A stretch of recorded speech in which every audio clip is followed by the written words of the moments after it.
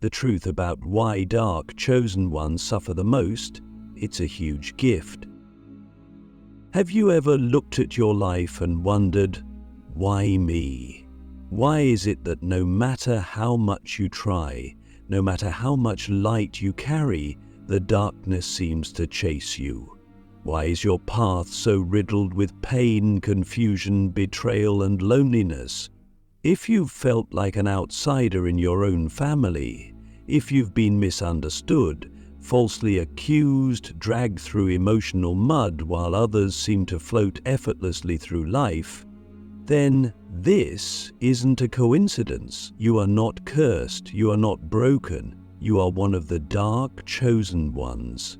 And that, my friend, is a sacred role, a soul contract signed before your first breath in this lifetime.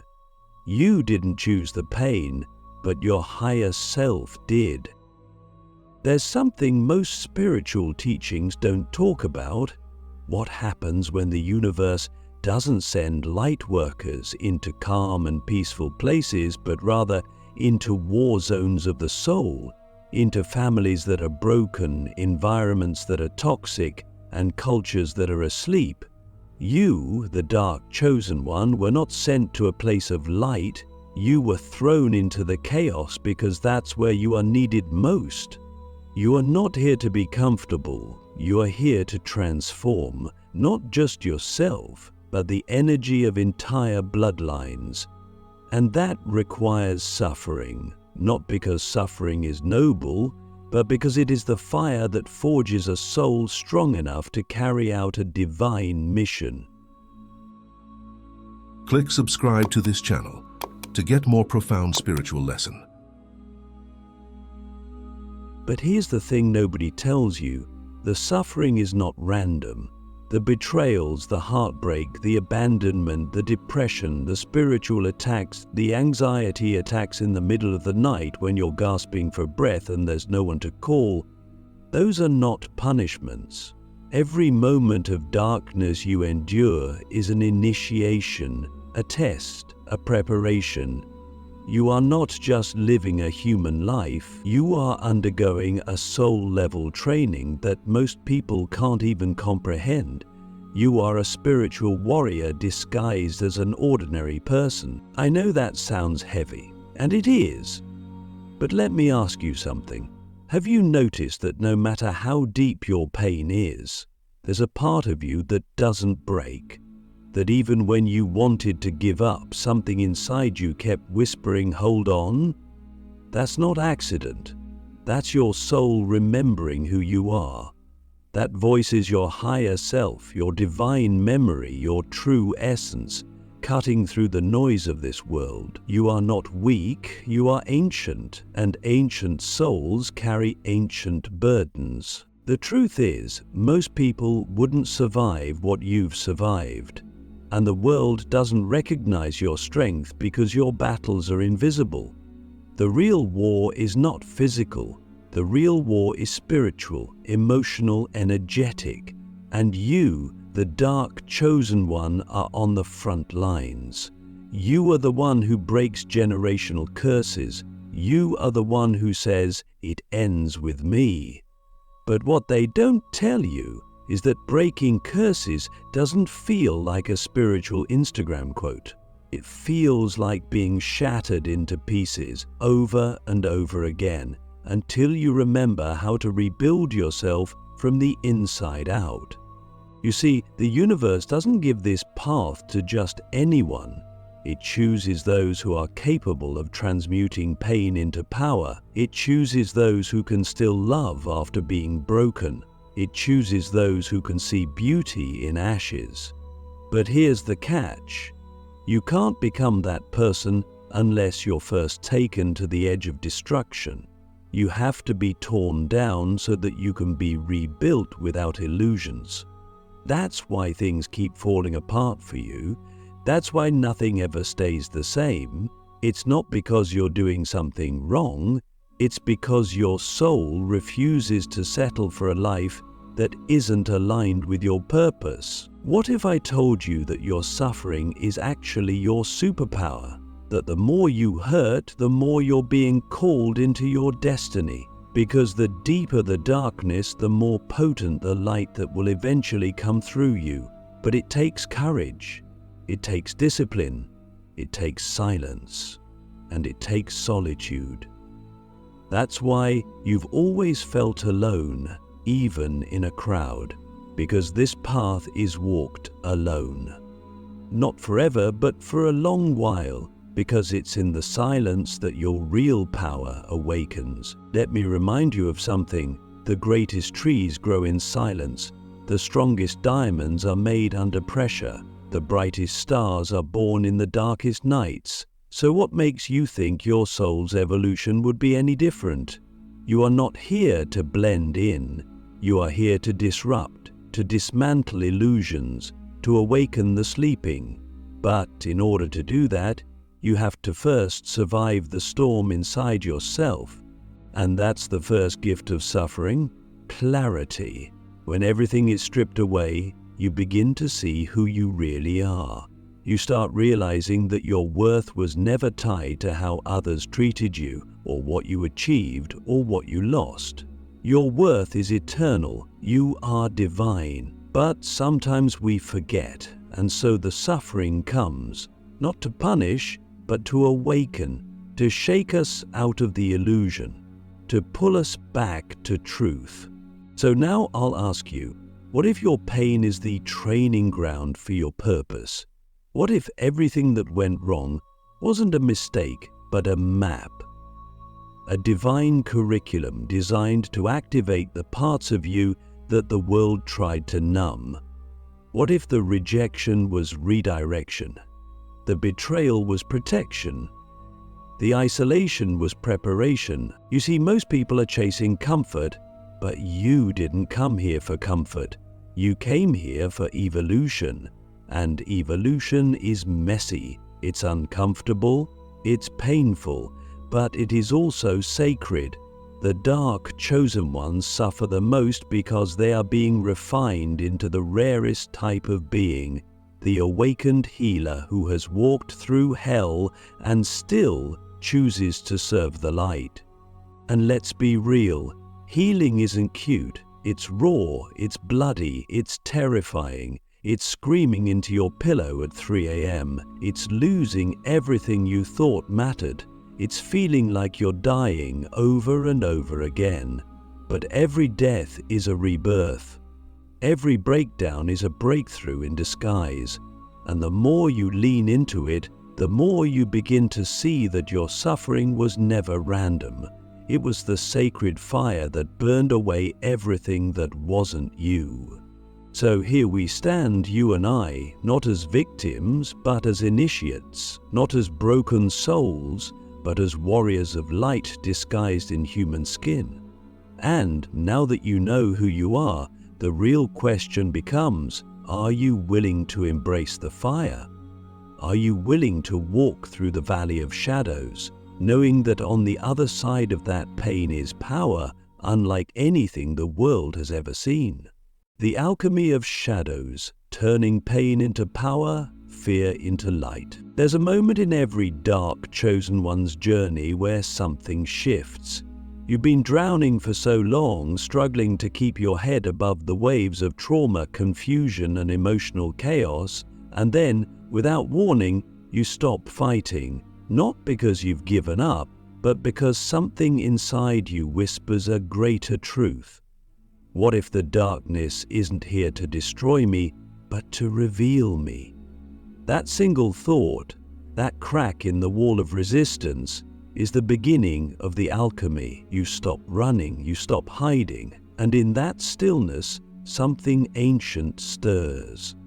This is where the true transformation begins, not when you escape the pain, but when you learn to sit with it and invite it in like an old teacher. You see, the world teaches us to fear darkness.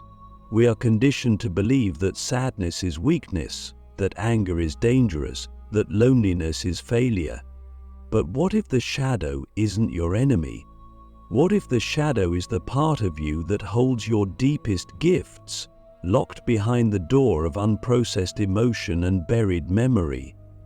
The truth is, power doesn't come from pretending to be okay.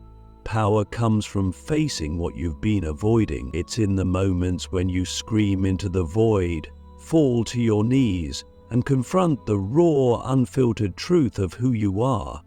That's where the gold lives. That's where the alchemy happens. Every fear you've faced, every wound you've carried since childhood, every betrayal that shattered your trust, these are not just scars. These are portals, gateways, invitations into deeper self-awareness, deeper compassion, deeper resilience. The pain isn't just pain, it's coded, it's intelligent, it's trying to tell you something. And the moment you stop asking, why is this happening to me, and start asking, what is this trying to teach me, everything changes. Think about it. Have you noticed how the most powerful people are often the ones who suffered the most? Not because they were chosen to suffer, but because they chose to transmute it. They chose to make meaning out of their wounds. They chose to turn their breakdown into a breakthrough.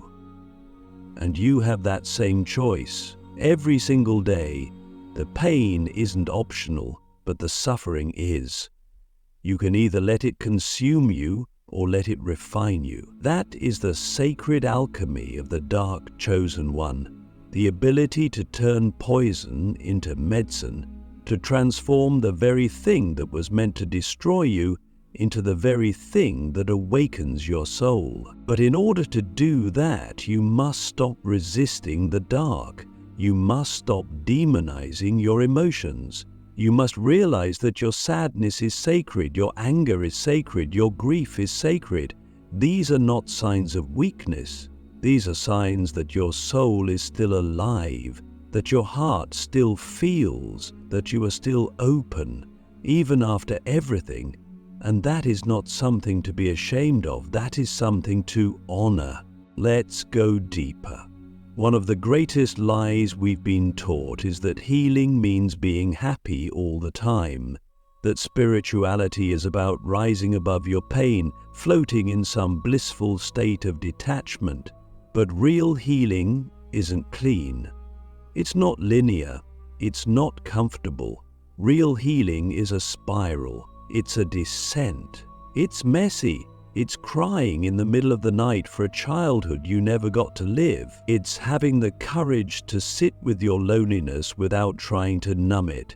It's looking in the mirror and saying, I love you, even when every part of you feels unlovable. That is true power. That is spiritual mastery. And here's the paradox. The more you lean into your darkness, the more light you generate. It's like a spiritual law. The deeper you go into your own shadows, the more compassion you develop for others. The more pain you've transmuted, the more space you hold for others to heal. That's why the dark chosen ones are so powerful, because they don't just talk about healing, they embody it. They've lived it, they've bled for it, and that energy is undeniable. That's the kind of energy that changes rooms, that breaks generational cycles, that activates dormant souls just by being present. But none of this happens by accident.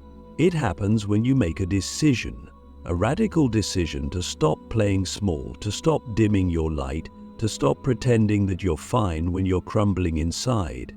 It happens when you choose vulnerability over performance, when you choose self-honesty over self-deception, when you say, enough, I will no longer abandon myself just to be accepted by people who were never meant to understand me. And that's another part of the gift, loneliness. Because let's be honest, this path is lonely. Being a dark chosen one means walking alone for long stretches of time. It means feeling like nobody gets you, like you're speaking a language nobody else can hear. But what if that loneliness is also sacred? What if it's in the solitude that you finally hear your soul?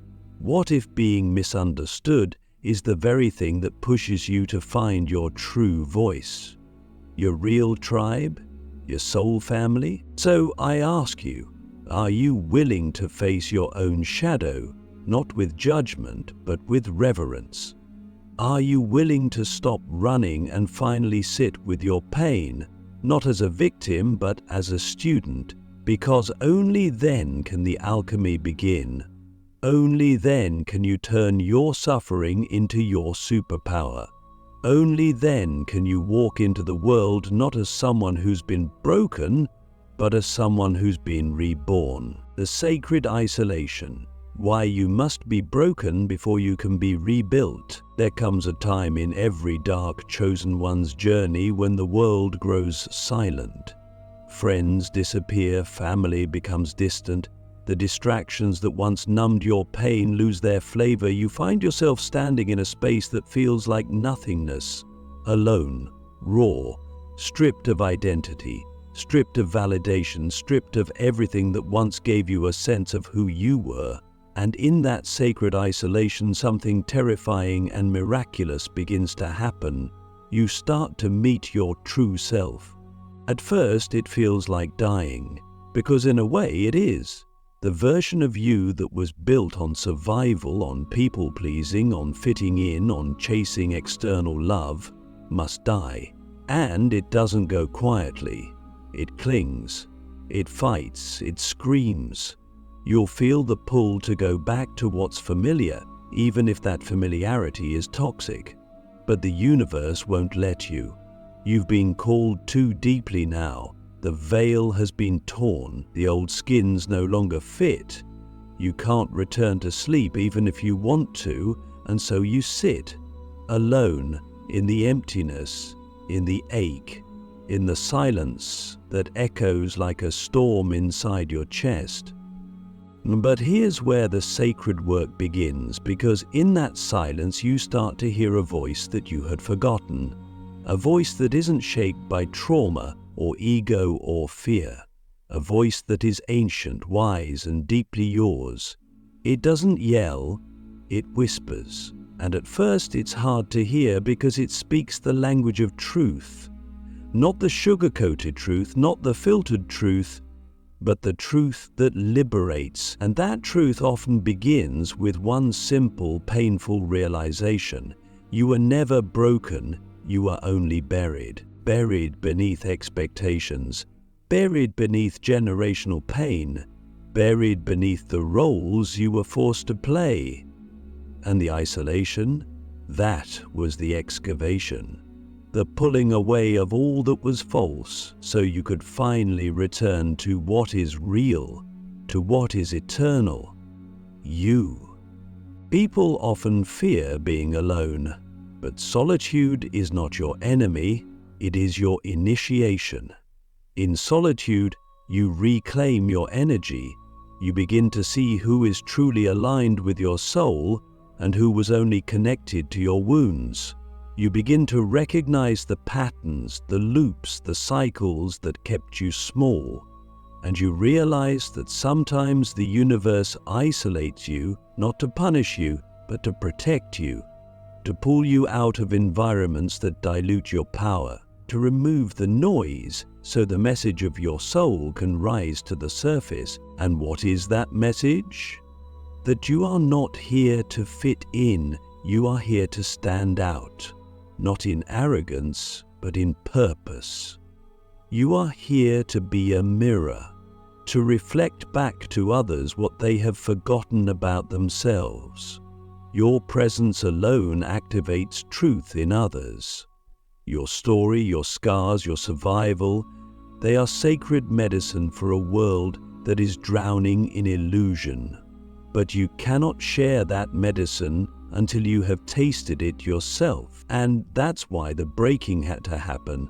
That's why the loneliness had to come, because only those who have been emptied can truly be filled with something divine. So the next time you find yourself asking, "Why am I so alone?"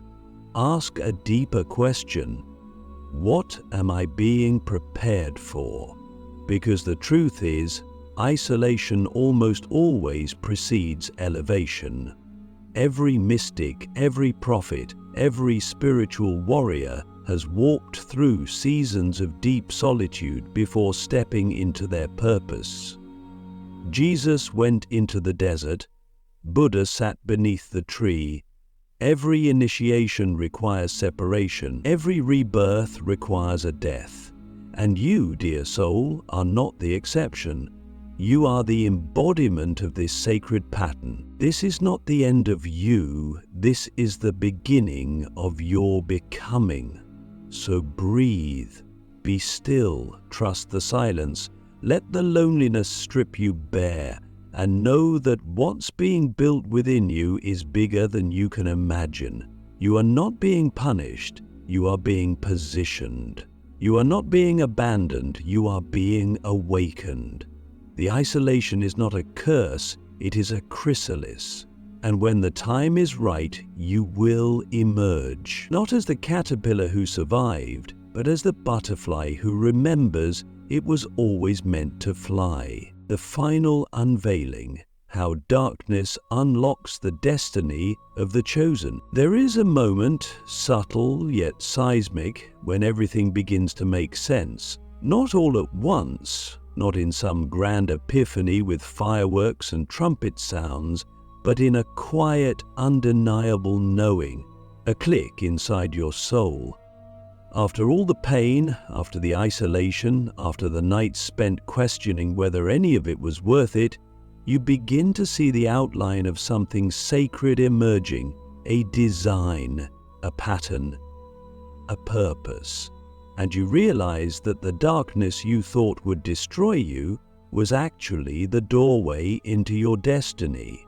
This is the final unveiling, the moment where you stop identifying with the wound and start identifying with the wisdom it gave you. You are no longer just the one who suffered, you are the one who transcended, the one who returned from the underworld carrying light in your bones, the one who can speak truth not from theory but from lived experience. And this is what makes you dangerous in the most beautiful way, because now you are not afraid of the dark.